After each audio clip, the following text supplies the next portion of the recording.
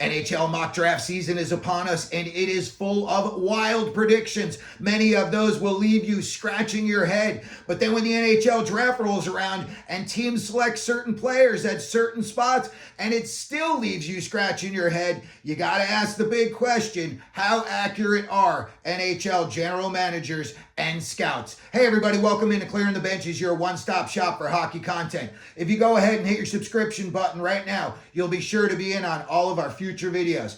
I am not trying to pass myself off as an NHL scout by any means. I'm just a guy who's watched a lot of hockey, but I've seen a lot of guys and they don't pass my eye test when I first see them. And then you see their careers don't go to the trajectory that they were originally projected to go. When I'm looking back at some of the most recent NHL drafts, I see several big time examples of this. Guys were just cemented, ranked much higher than other players. They get drafted much higher, and then they turn out to be far less effective in the NHL. Let's go back to the 2019 NHL draft. Matt Boldy was taken number 12. Cole Caulfield was taken 15. And big Dallas Stars defenseman Thomas Harley was taken 18. All of those were taken much later than Bowen Byram, who went 4. Kirby Dach went number 3. And Alex Turcotte went number 5.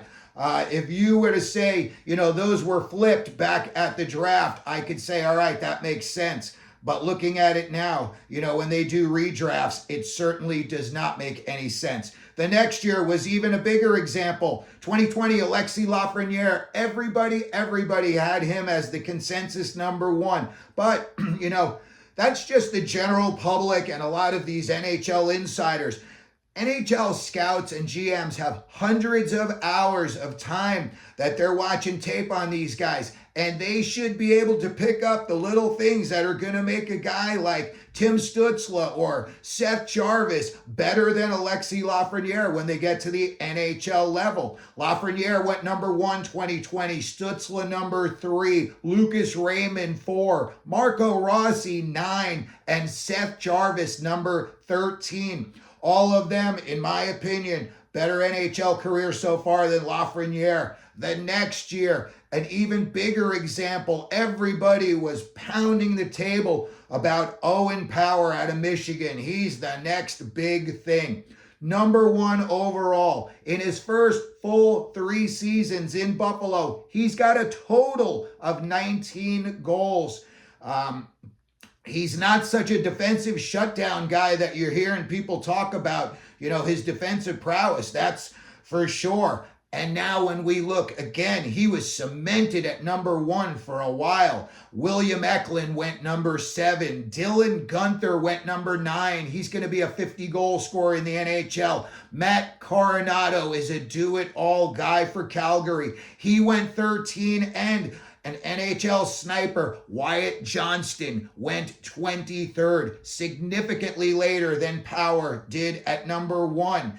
The next season, 2022, just a quick word, Logan Cooley went 3rd, but in my opinion, he's the best guy in that draft. When we look at some of the big name, recent high-profile busts that were taken very high, you only have to go to the New York Rangers and the Seattle Kraken. Alexis Lafreniere went number 1, a dud. Capo Caco, a dud. They traded him. Shane Wright forever was going to be the number 1 overall draft pick until the morning of his draft, and then it came out that Uri Slafkovsky was going to get taken. Matty Beniers is another guy that Seattle drafted very high. In my opinion, these guys have had enough time to show what they're capable of in the NHL, and I would label them as busts. When we look at another draft, and it's a little bit longer ago, but it really gives us an excellent perspective on how off draft rankings can be, especially guys getting actually drafted where they shouldn't be drafted. Let's go back to 2011. Ryan Nugent Hopkins went number 1 overall. In his NHL career, he's got 748 points in 959 games. those are basically the same exact numbers as Mika Zibanejad, who went 6th 5 picks later. At the time, if you would have said that Mika Zibanejad could go number 1 instead of Ryan Nugent-Hopkins, you would have got a lot of arguments. That same year, number 7, Mark Scheifele. He's got 804 points in 879 games, 50 more points in about 75 less games. Then you drop all the way down to number 15 in the 2011 draft, and another guy who's still playing and doing well in the NHL, JT Miller. And in 871 games, he's got 709 points. So he's played about 75 less games than Nugent-Hopkins, and he's only got about 39 less points.